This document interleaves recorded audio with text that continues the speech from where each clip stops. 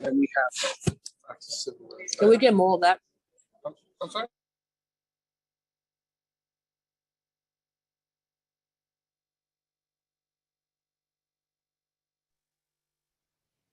Good evening, everyone. Welcome. We're just welcoming people into the room, and as soon as we reach critical mass, we'll get started.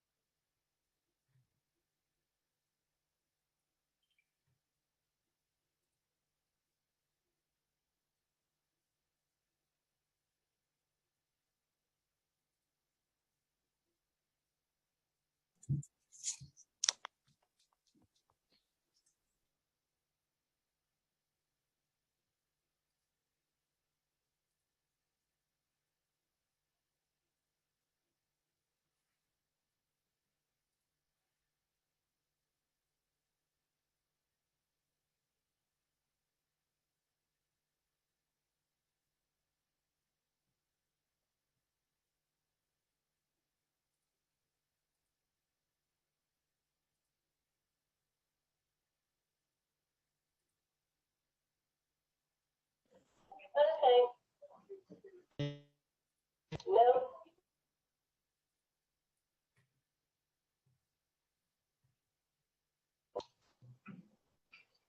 I did that.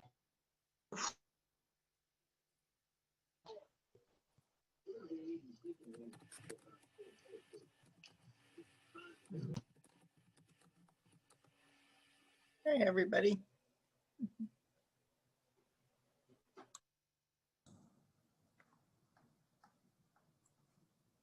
107.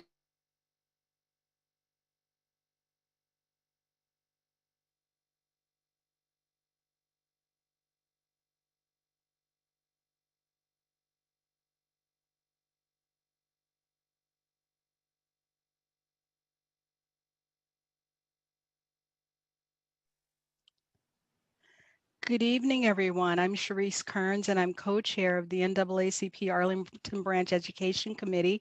We are still in the process of letting attendees into the room. So if you'll bear with us for a couple of minutes, once we get to critical mass, we had nearly 400 RSVPs. So we're going to give JD a chance to get some more people into the room, and we'll get started.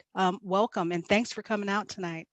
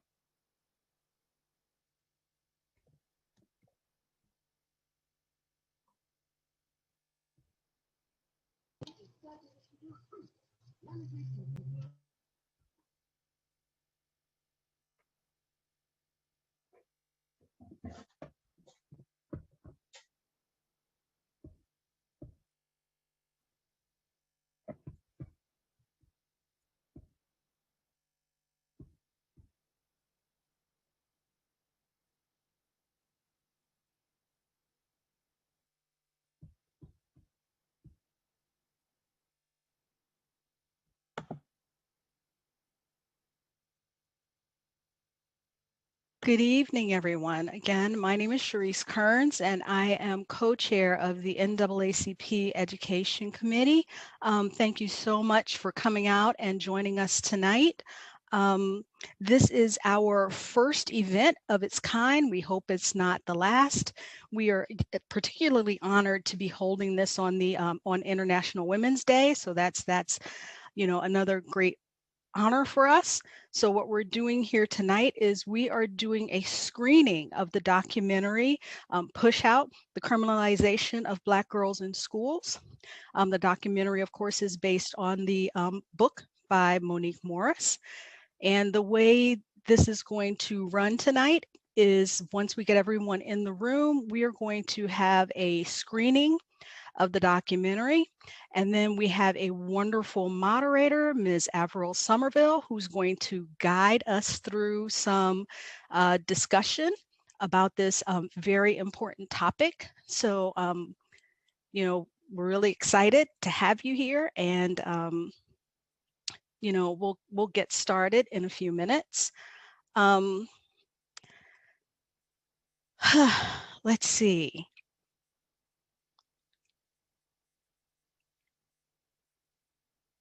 What do we got? Are we up to? We're up to 200 participants. So, and counting. I know. Woo, woo.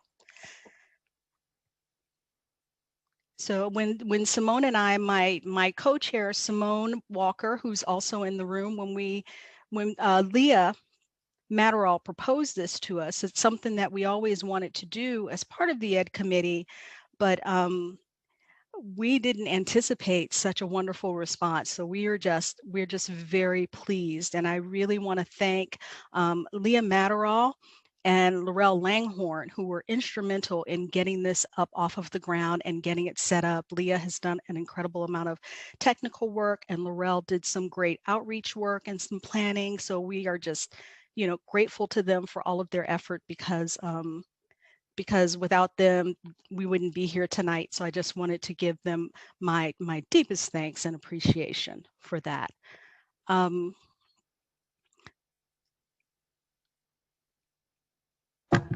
I'm just checking the chat to see if anything else is going on in the chat. So before we get started, let's see. And we're still getting people into the room. Before we get started, I'm going to go ahead and introduce our moderator. When Simone and I met her and talked to her, we were just so blown away by her presence and her energy, and of course, her knowledge base. Again, her name is Avril Somerville, and she is in Cheltenham Township, Pennsylvania. The beauty of a virtual world is now that we can access all of this talent from wherever they might be at the time. So we really, Avril, appreciate you coming out and talking with us. Avril is a native of the Commonwealth of Dominica, but she moved here as a child. So she is also very much American as well. So we take all of our diaspora as diaspora where we get it, and we love all of it. Avril is a writer and a speaker and an educator. She is currently teaching high school in Cheltenham Township, and she is an author. She has one ebook that she has written that is called, here, let me get my glasses together. A Journey of Life on Purpose, Creativity, Love, Womanhood, Race, Community, and Identity. And she's working on her second book, which she is doing inquiries, so she's still working on it, and it's called How Dare You Say Goodbye. So let's see how many people. 227.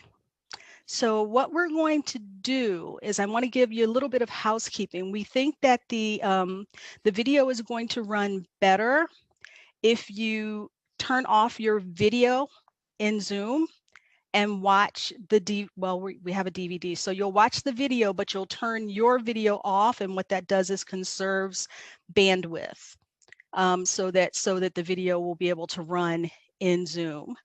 If you did not receive a copy of the discussion guide, we have links to the discussion guide in the chat that you can download and you'll be able to use to make notes, write questions for the discussion period. And then once we're finished, we can go right into the discussion. So I'm gonna, gosh, we're still ticking up.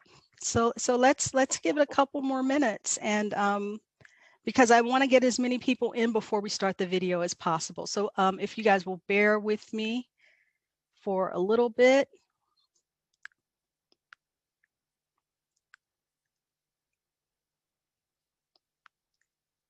Then we'll go ahead and get started. Once we reach 250, maybe I'll feel comfortable. Like, okay, we're at 250. We'll go ahead and launch the video. But let's see how many more people we're going to get in the room.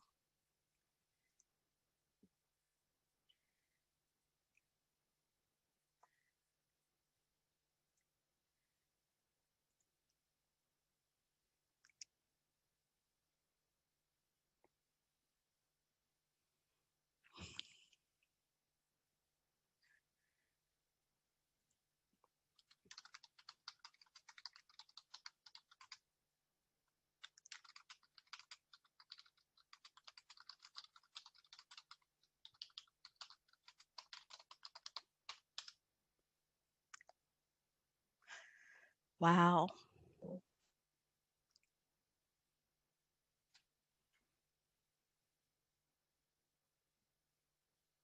We're at 240, Sharice, or close. I know. It's amazing.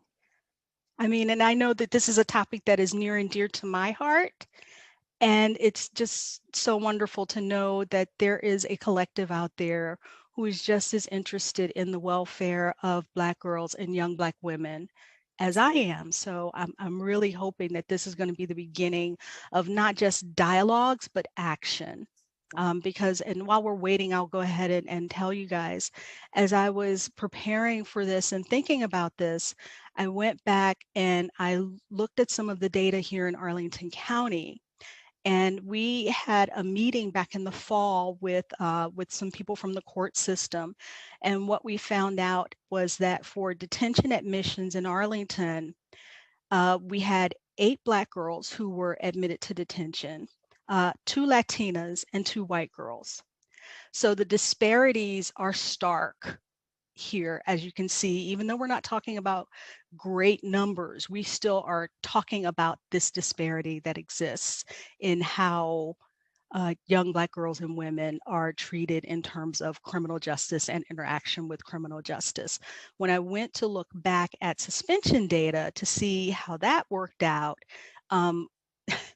Arlington County Public Schools does not disaggregate their suspension data by gender. They disaggregate it by race, but not by gender. So we do not have a line of sight into what's going on with Black girls or Black boys or Latinos or anyone else in terms of gender when it comes to suspension. So that was just an interesting tidbit that I realized as I was going back looking at data. And we are at 250. Leah, do you want to go ahead and start the video? Yes, I'll get it started. Fingers crossed. I've practiced a lot of times. I think you're going to do fine.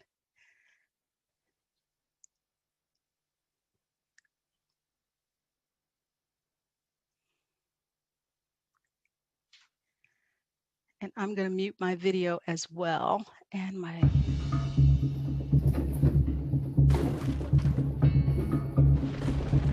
This video went viral. But it's not unique. Incidents like this can be found in every corner of America, from major cities to small towns. Punitive discipline creates a disproportionate criminalization of Black girls and disrupts one of the most important factors in their lives: education.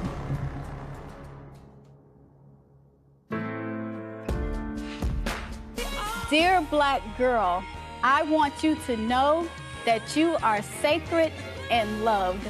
Black girls are sacred and loved. Black girls, you are sacred and you are loved. Black girls are sacred and loved. You are loved, you are sacred, you are powerful, and you are precious. Black girls are sacred and loved. Black girls are sacred and loved. I want to tell all the Black girls out there that you are sacred and that you are loved. Black girls, you are sacred and loved. Black girls are sacred and they're loved. Black girls, you are sacred and loved. Resilient, immeasurable, unstoppable, indispensable, brilliant. Black people are eternal, ancient ancestors of the entire planet. Black people are breathtaking, the creators of this nation, the cornerstone of liberation. Black people are genius. Black people are people on a mission to get free by any means necessary. Black people are my heart, my soul, my breath. Black people are the source. Black people are a gorgeous rebellion by the simple act of being born.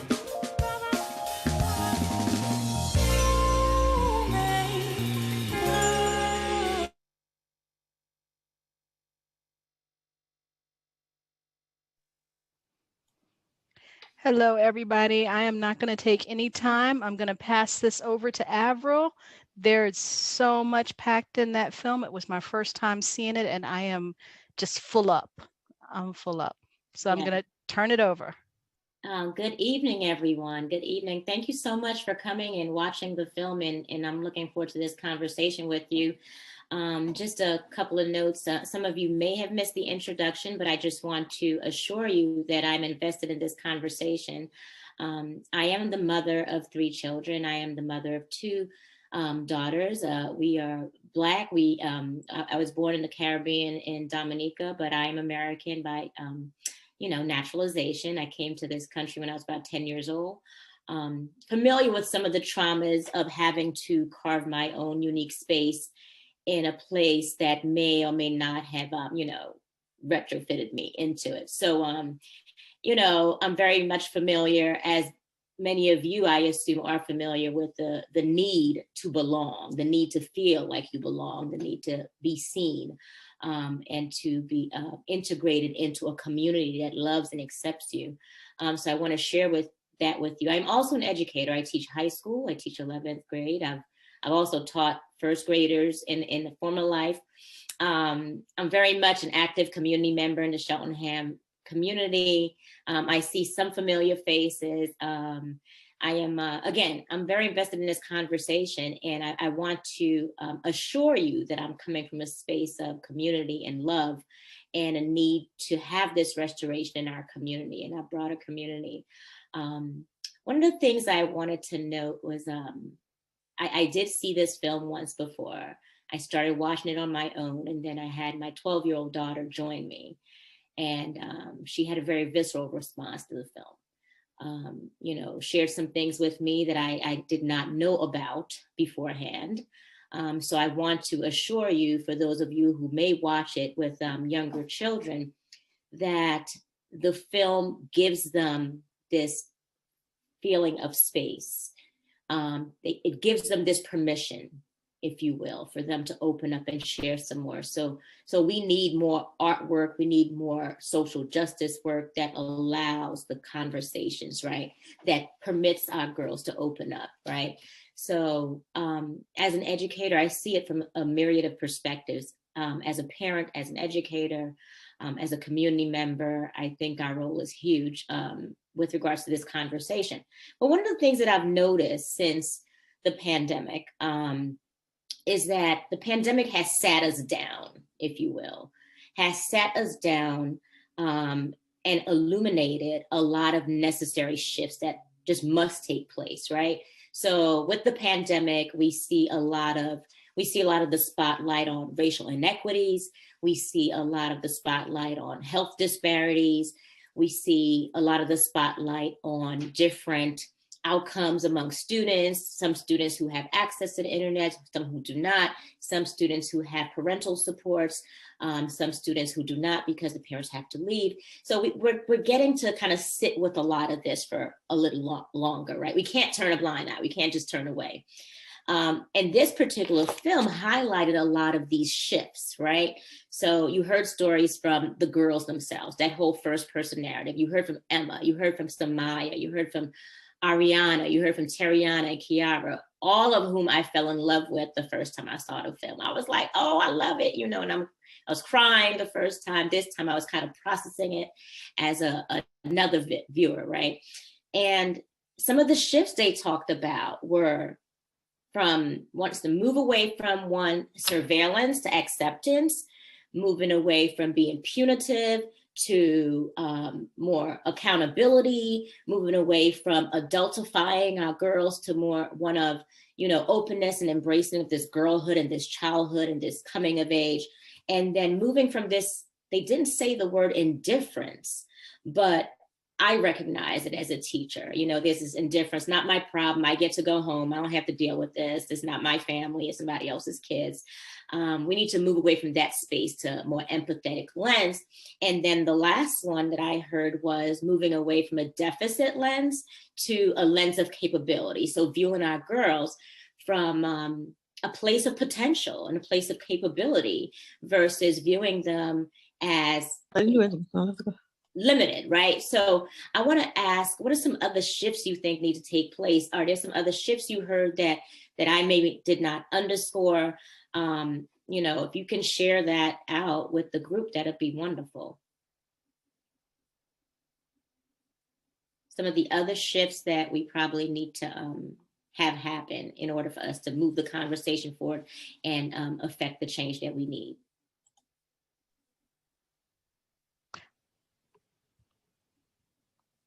One that resonated with me was installing practices in the schools so that the first response isn't punitive. Mm-hmm.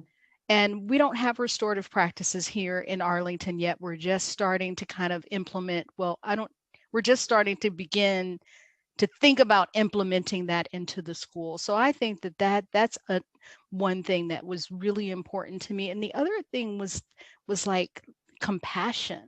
Mm-hmm. Seeing these young women, like you mentioned, the indifference, but seeing them as human beings that have complexities and dimensions. And, you know, I thought that was just such an important thing. Thank you. And someone else said, from feeling alone to feeling a part of community. Because at the end of the day, we all want to belong, right? We really do. We all, I think that's important, Sharice, I'm sorry. I'm always mix up the two names. But I think a lot of times that's really what the human self, the individual is striving for, to belong to something, right? And we all know, unfortunately, that if we don't find belonging one place, we'll go find it elsewhere, right? And what we want to avoid is further push out. We don't want to push girls out into environments that are just counterproductive. And we don't want to push them into environments where they don't realize or actualize their full potential, right? We want to keep them as close to us as possible. So I appreciate you saying that, looking at them from a lens of compassion as opposed to our automatic response being one to punish, right? Okay, I think it starts with a reaction attitude of curiosity. Adults in schools should respond to behavior with a desire to ask, what's going on that I can help you with? What's causing the behavior, not why aren't you following the rules, right? So it's not always, it shouldn't be always about compliance. So that's a shift too, right? It shouldn't be all about compliance and conformity. It should be also a space where children can actually recognize their diversity and be the unique individuals that they are, right?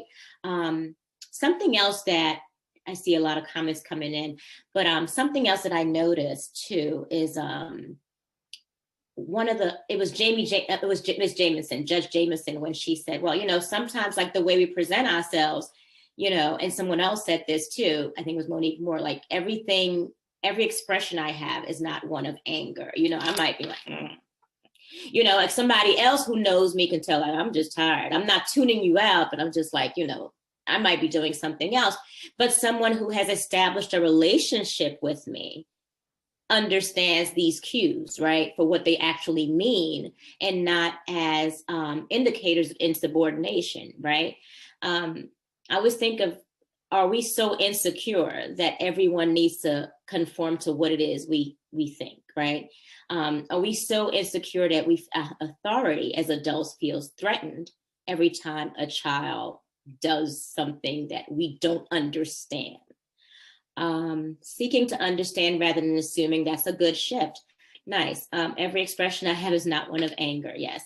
Exploring rather than assuming. So those, to me, those are like low-hanging fruit, right? Those are things that every individual can actually access and exact, right?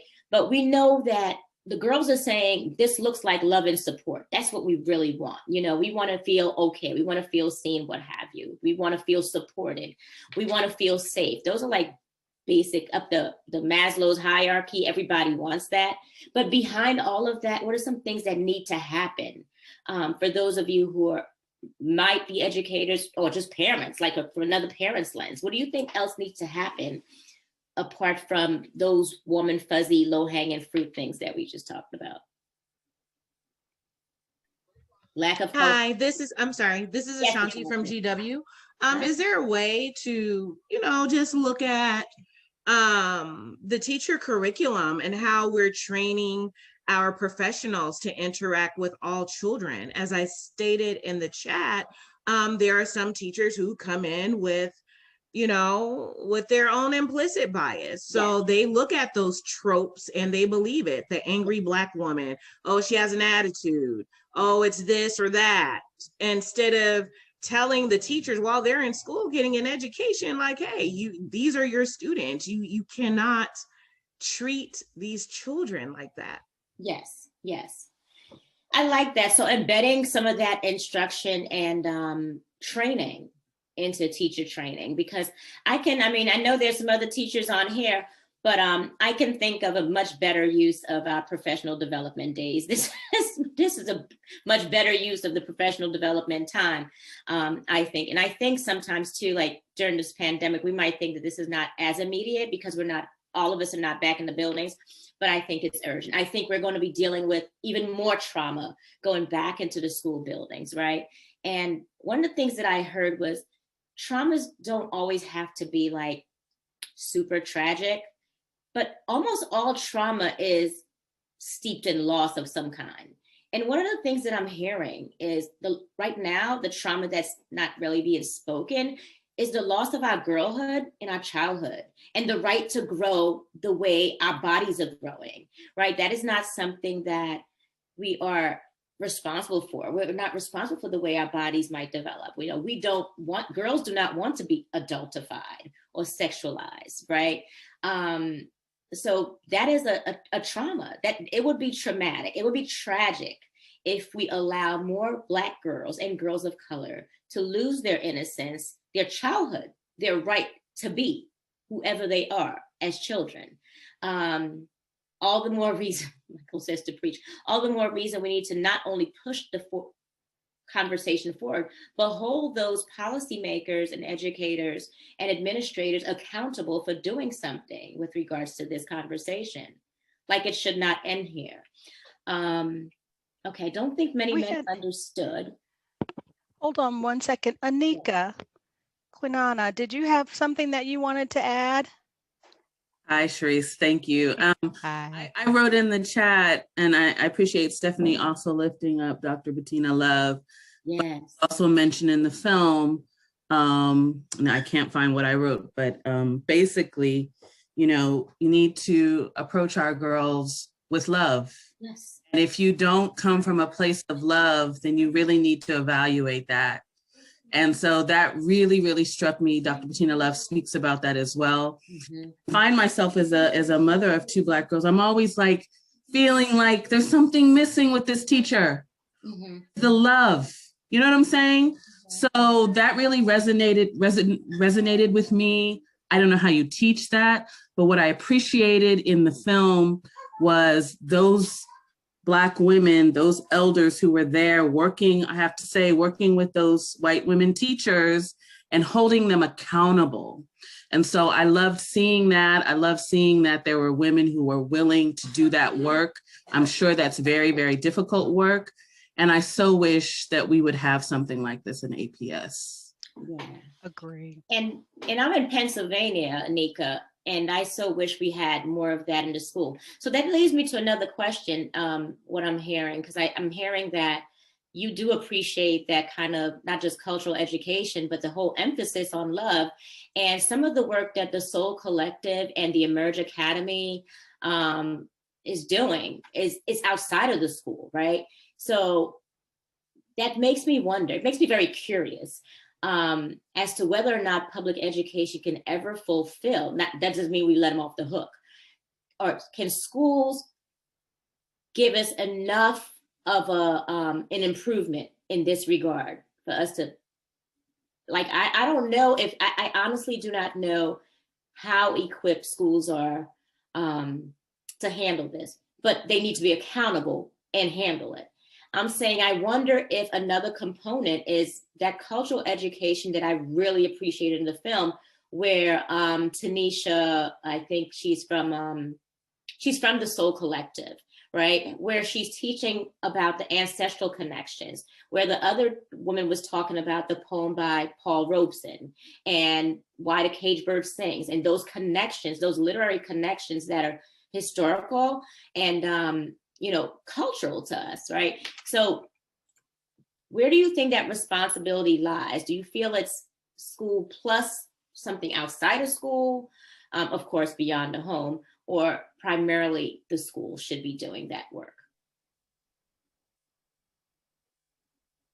Where do you believe that work should come from primarily? I don't know. I'm in Virginia, and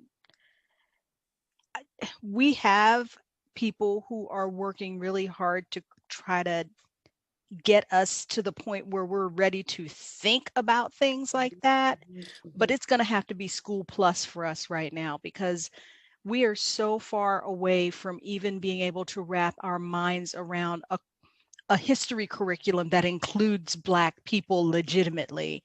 So, trying to broaden that to make it, include, the care of young Black girls and women, we're not there. I mean, the words are good, but the actions are still so far off. We as a community are going to have to wrap our arms around our own children and start to figure out how to do this work on our own.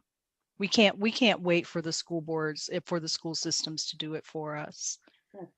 So I was going to jump in and just say the same thing, that while we may not have the broad curriculum that we're looking for, we can't just sit and wait for that. And so you have to do what you're able to do.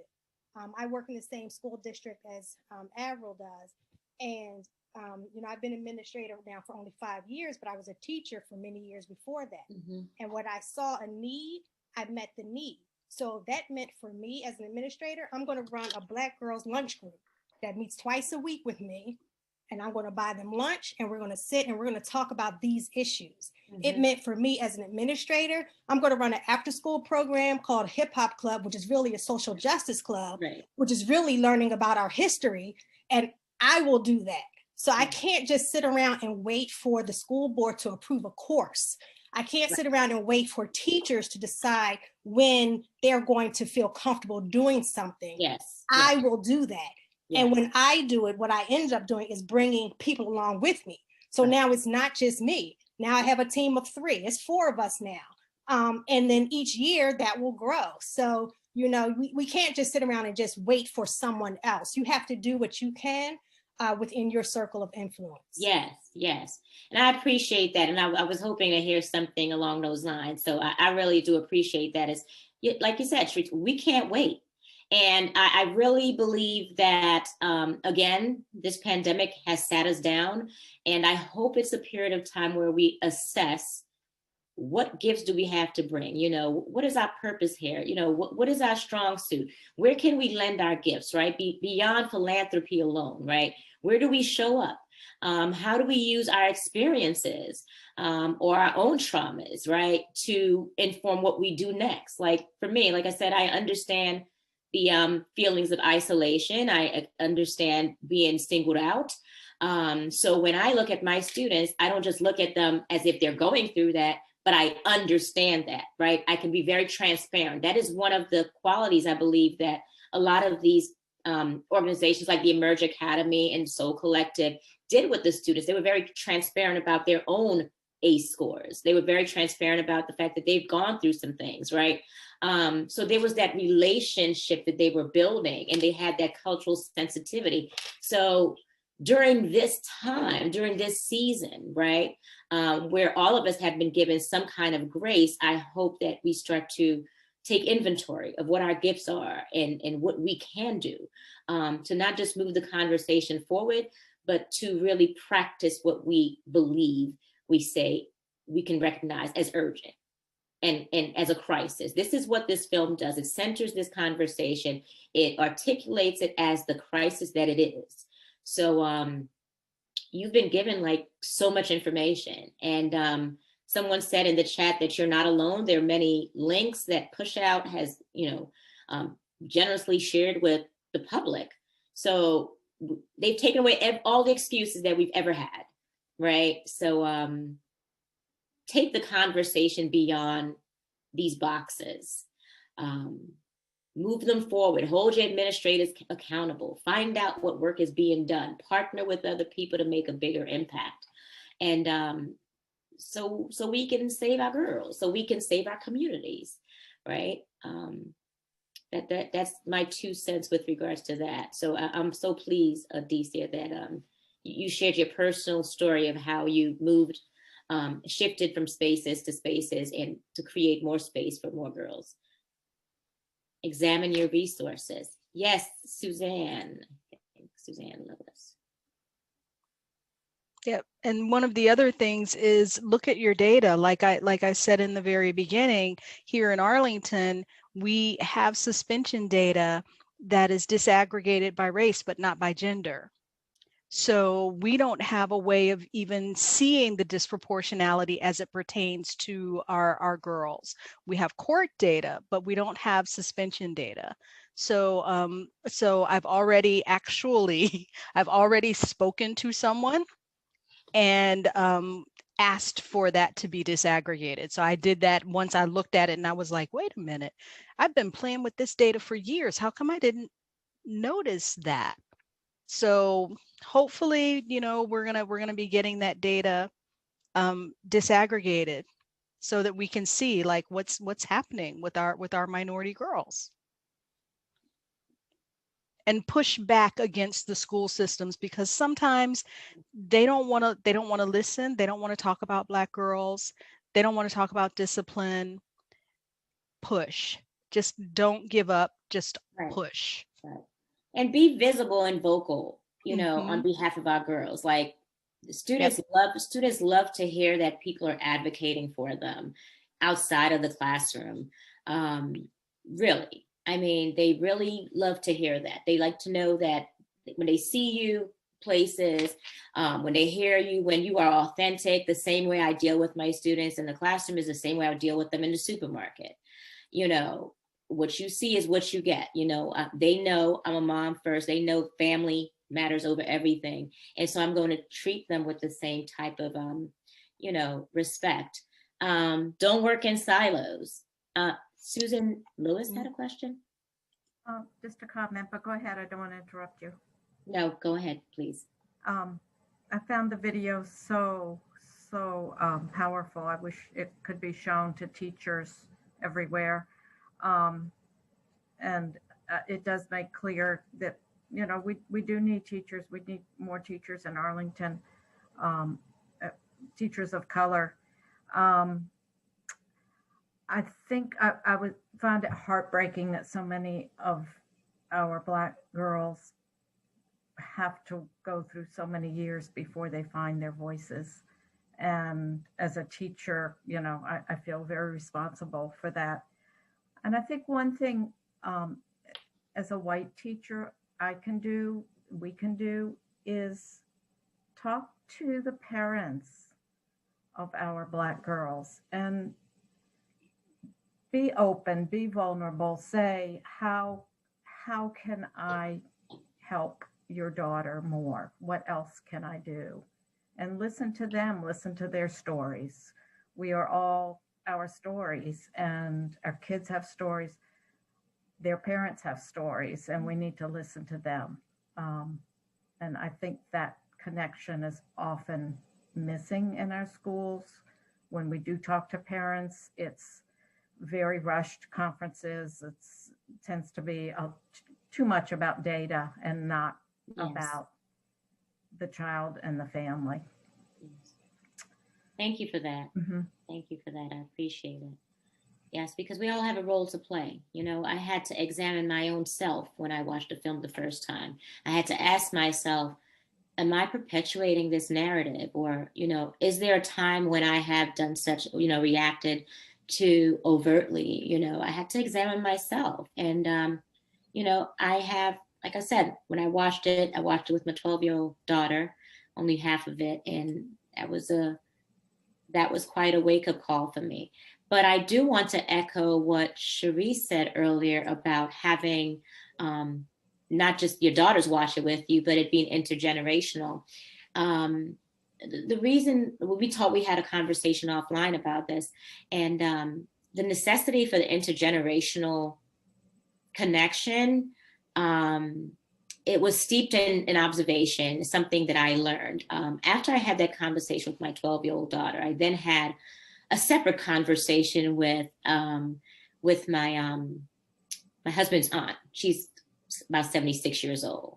And she was a longtime educator, retired educator, but very highly regarded in her circles. And she shared an incident that happened when she was probably about 15 or 16, when she had scored like on an exam, I think it was the SAT, or whatever exam it was. She scored in the 99th percentile. And she had all A's in the classes, but in one particular class, they told her that she must have cheated. So they tried to discount the scores. And this was in Media, Pennsylvania. And there were a whole lot of Black families in the area. It might be more like Arlington now, I don't know. But she was accused of cheating. And then another thing that happened was, she said every time she would show up places, she always felt like less than. From that one incident in school, every incident that she talked about that yielded in her feeling like less than and showing up differently happened in school. So the reason this is important, because this is where most children are spending their time. They're spending the majority of their day in school. So the messages that they receive in school matter more than a lot of other messages that they get everywhere else. So it matters that we get this right. It matters that the generations can have different conversations about the varying experiences. And you'll see, unfortunately, that there's a continuum from then to now, right? And this continuum informs the way Black women are perceived when we go to the doctors, right? We are perceived as having this high tolerance for pain, dehumanized essentially, as if somehow our sensors don't work. So I need for people to be able to see the whole continuum, right? I need to see you guys to see how these experiences in school at a very young age play out as adults, right? How they play out in the doctor's office, how they play out in representation everywhere else. So yes, this is part of structural racism. So love and support is important, but behind those walls, there's a structure that upholds these behaviors. And it's time. The reckoning is now. We need to eliminate and address that. Yes, the medical issue is deadly. Absolutely, absolutely. Okay, are there any other questions for the good of the group? I just want to make a comment if I can. I'm from the state of Connecticut, where we do restorative practices, and I'm often placed in a position where I am protecting Hispanic girls and Black girls. I feel like cultural sensitivity needs to be taught to many of the teachers. And we only have but 7 hours in a day. And working in an urban school district that's already just crushed by budget cuts and restraints and lack of materials and resources. I've often mentored a lot of students that are going through difficulty. I'm grateful that I can connect, but we need resources. We need to be able to refer these young ladies out, because the teachers are also stressed by timelines and curriculum demands and testing demands. And it's like, when do teachers teach? Like, we've become all social workers in a school in some ways. And so we need these resources to help them, because in exhaustion, I find a lot of people just become tired and apathetic. And it's like, well, we can't save them all. Well, you know what? If we have the resources and the tools, and we can help them in school, identify them in school, but be able to outsource it, if you will, and get them connected with organizations that could give them that support that is difficult to offer in a 7-hour time frame when we're pulling them out of class, to help them socially. I just feel like I need tools, I need resources, and I'll be more than happy to implement them, and more than happy to refer these young ladies out to programs. But there's a real exhaustion. There's a real need for cultural sensitivity. It's been so since I was a young child. And it's needed today. And I wonder if the schools are partnering with these. Like, I can't think of any real partner organizations. And Miss Adicia, you can probably talk to me offline about that, but we need more of these kind of partners in the community too. Because like you said, the schools, and this is not to let them off the hook. I will never let them off the hook. Agreed. But yeah, the resources are certainly lacking. Avril? Yes, dear. Hi, this is Lisa Desfi. Hi, how are you? Good. Thank you so much for inviting me. You're so welcome. I wanted to kind of just not really address, because I'm not an educator. I'm a parent, but I do work in media, and I work with sponsorships, so with businesses, state legislators. So I'm thinking, resource-wise, is there a way that, especially with the pandemic and the mental health disparities that have been exposed, maybe there's a way for the woman in Connecticut, maybe there's a way for you to maybe put together some sort of grant proposal, or put together something where, since it's such a heightened awareness now on the mental health disparity right at this moment, now is the moment for you to maybe reach out to, maybe a television station, or reach out to some sort of, state legislator that's in your district, like the Congress, the commissioner, or, the city council person, because I think there are resources there now, like at this present moment, because it's urgent. It's urgent right now. And there are so many programs that can actually help in what you guys need. And going back to parents, like, we live in a pretty decent, school district where parents do have resources and parents do have connections. But I grew up in Philly, and when I watched this movie, it was like I could see myself all over the place. Yeah. And in my mind, I wasn't even that bad, but I used to fight and and all types of stuff. My daughter thinks I'm crazy, but I think now, and I can share some resources with you, Avril, if you want to talk offline. Yes. But I have some ideas where I think to direct where you guys may want to go, even in Virginia. I mean, there are so many HBCUs there. You guys can recruit teachers to come to Arlington to really try to better reflect the makeup of because I looked at the stats. We're working on that. Virginia is full, the whole area is full of HBCUs, but we're actually over time, but I see Toya's hand. So before we wrap up, we're going to take Toya, and then we'll start to wrap things up. Okay. I'll be really quick. Is there a place that, because it seems like some states have resources and some states don't. Is there a place that we could share a platform? We could share like best practices. I mean, if we had something like that, I mean, like everybody on this call could share what they're doing.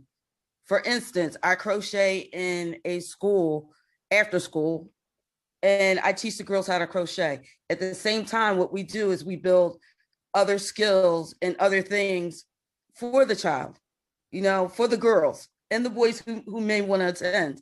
So like my program is working. I was just wondering if there's a place or a platform where we can share these ideas. Does anyone know of? I don't know of a platform where we could collectively do that. That wouldn't need to be built out. Oh, there you go, Toya. Facebook, social media, Facebook. Yes. Cherie, if I may just jump in before we wrap up. So the NAACP has sent a letter to the Arlington School Board and the superintendent with our budget priorities. And in that letter, we're asking for them to press ahead with implicit bias training for our teachers. And you know, that was one of the common themes throughout the entire documentary. So to the Arlingtonians on the call, please support us in that measure. Write to the school board, write to the superintendent, and ask them to prioritize professional development for implicit bias training. And so that's one concrete thing at least we can do. All righty. Well, thank you to everybody.